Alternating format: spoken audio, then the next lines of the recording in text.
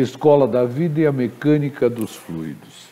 Os alicerces construídos pela mecânica dos fluidos são os que possibilitam a compreensão de muitas aplicações da engenharia. Poderíamos considerar as seguintes aplicações: escoamento em canais e condutos forçados ou livres, seleção de bombas hidráulicas, dimensionamento de instalações hidráulicas, lubrificação, esforços nas paredes de reservatórios e barragens, projetos de pontes e embarcações, dimensionamento de ventilação, estudos aerodinâmicos e muitos outros. Portanto, não dá para pensar em engenharia sem mecânica dos fluidos.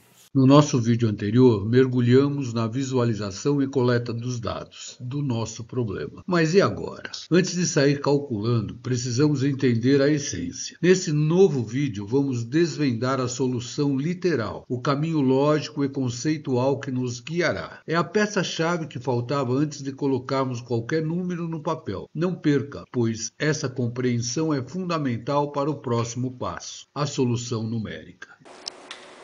Pode.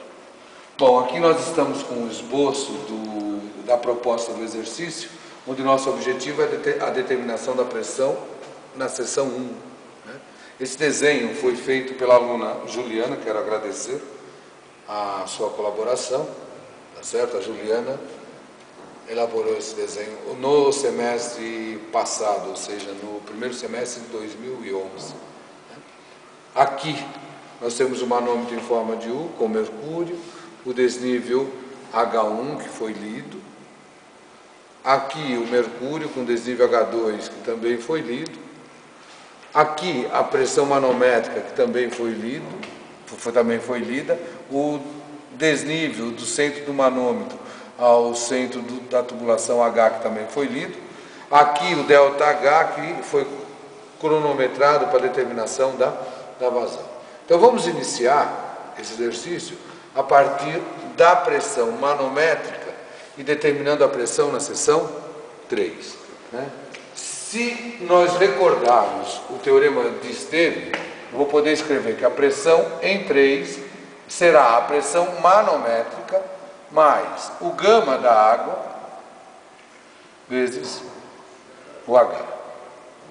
Lembrando que essa pressão manométrica se encontra na escala efetiva.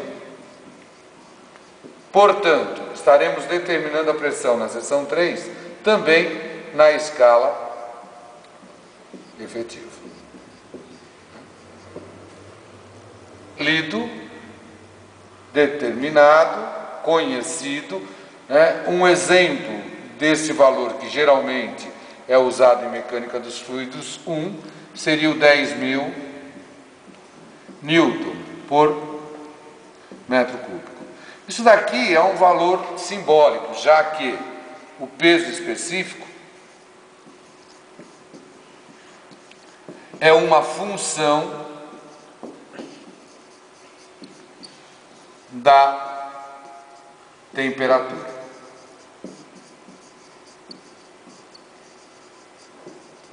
Conhecida a pressão na seção 3, então eu tenho a pressão na seção 3. Eu tenho o desnível do mercúrio H2, eu vou determinar a pressão na seção 2. Para isso, nós estaremos aplicando a equação manométrica. Na equação manométrica, nós devemos sempre ter dois pontos, no caso, o ponto 3 e o ponto 2. Adotamos um deles como sendo a nossa origem. No caso, vamos escolher o ponto 3, que já conhecemos a pressão, e vamos, entre aspas, nadar até a seção 2.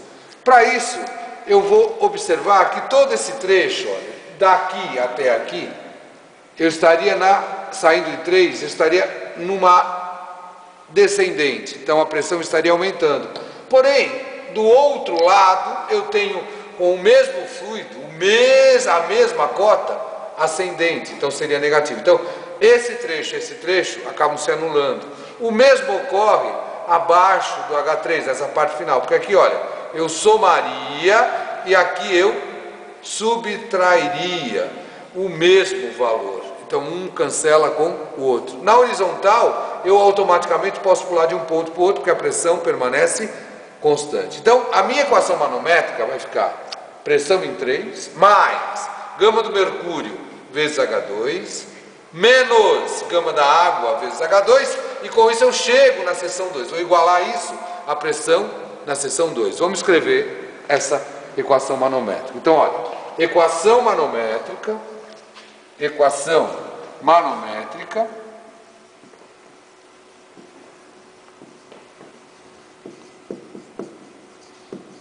de 3A2, adotando a origem em 3. Quando eu adoto a origem em 3, eu me pergunto, qual a pressão que está agindo na origem? Qual a pressão que está agindo em 3? Justamente a pressão que nós determinamos anteriormente. Então, vou lá e vou marcar P3. A partir daí, quando eu desço, eu somo gama H. Então, eu vou descer o H2 de mercúrio, então, mais gama do mercúrio, vezes o meu H2. Valor conhecido, uma referência seria os 136.000 Newton por metro cúbico. H2, que foi lido pelo Daniel na bancada, menos, agora eu vou subir, gama da água vezes o H2. Então, olha, coluna descendente soma, coluna ascendente subtrai. E a essa expressão, quando eu chegar no ponto que eu não adotei como origem, no caso 2, eu vou igualar com a pressão que atua no ponto ou na seção 2. Então vamos refletir um pouco. Essa pressão P3 nós já havíamos calculado, conhecido, já que foi lido, conhecido, a minha referência no caso que nós adotamos foi 10.000 Newton por metro cúbico. Consigo desta forma determinar a pressão na seção 2. Conhecida a pressão na seção 2, novamente eu vou aplicar a equação manométrica de 2A1, onde eu conheço o desnível do mercúrio H1.